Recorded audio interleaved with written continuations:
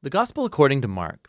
It's one of the first accounts of the life of Jesus, and our earliest historical traditions link this book to a Christian scribe named Mark, or John Mark. Jesus warns his disciples, predicting that Jerusalem and its temple will be destroyed within a generation, and his disciples will be persecuted just like him, until he returns one day to bring God's kingdom fully over the world. And it all leads up to the final night. Jesus has his last Passover meal with the disciples, a symbolic meal that told the story of Israel's liberation from slavery through the death of the Passover lamb.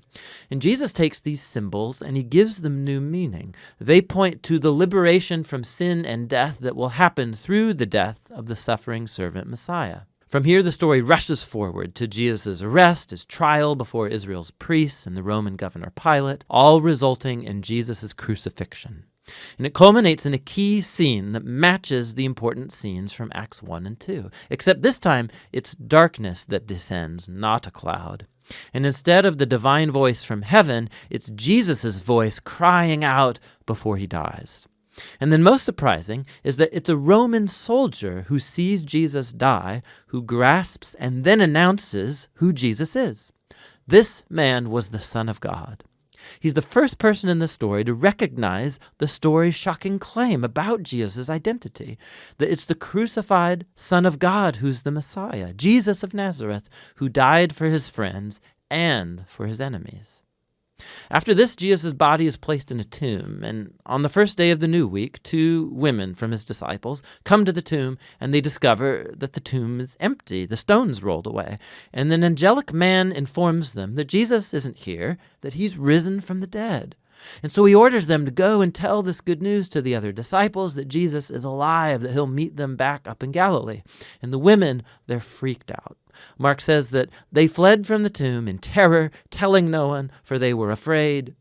And that's how the book ends, with Jesus' disciples showing the same kind of fear and confusion that concluded Acts 2 and 1. Now, if you look in your Bible, you'll see that the Gospel of Mark has more to its ending, where Jesus appears, he speaks to his disciples, but there's also a note there telling you that that ending is not part of the original book, that it's only found in later, less reliable manuscripts. Now, it's possible that the original ending got lost, or that Mark actually never finished writing his account, but it's more likely that this abrupt ending is intentional to make a point. The entire story has focused on the shocking claim that puzzled Jesus' disciples from beginning to end, that it's the suffering, crucified, and risen Jesus who's the Messiah, the Son of God. That God's love and upside-down kingdom were revealed as Jesus died for the sins of the world. And so this story ends without closure, and it forces you, the reader, to grapple with this very strange and scandalous claim about Jesus. And are you going to run away like the women?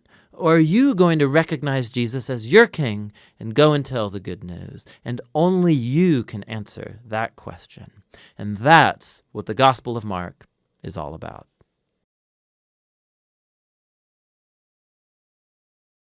Okay, so this launches us into the second half of the book, where Mark addresses the question of how Jesus becomes the Messianic king. It's the last week of Jesus' life.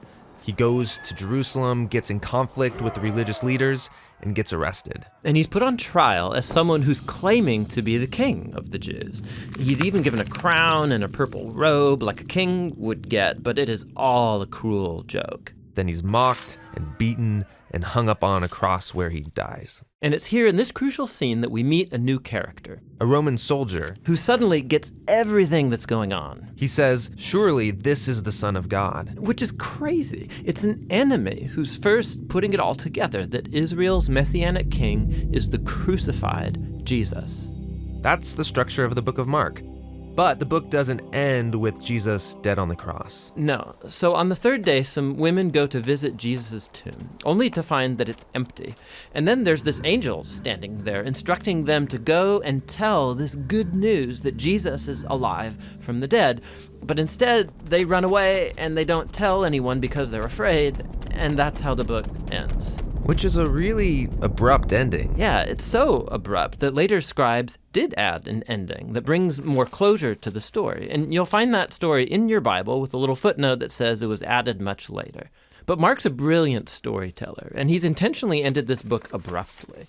So all through the book, the disciples have been confused about Jesus' plan to give up his life. The story in the middle, and now right here at the end, it's like Mark is acknowledging just how startling this claim really is. And he wants you, the reader, to wrestle with it for yourself. Is this crucified Jesus really the Messiah that they've been waiting for?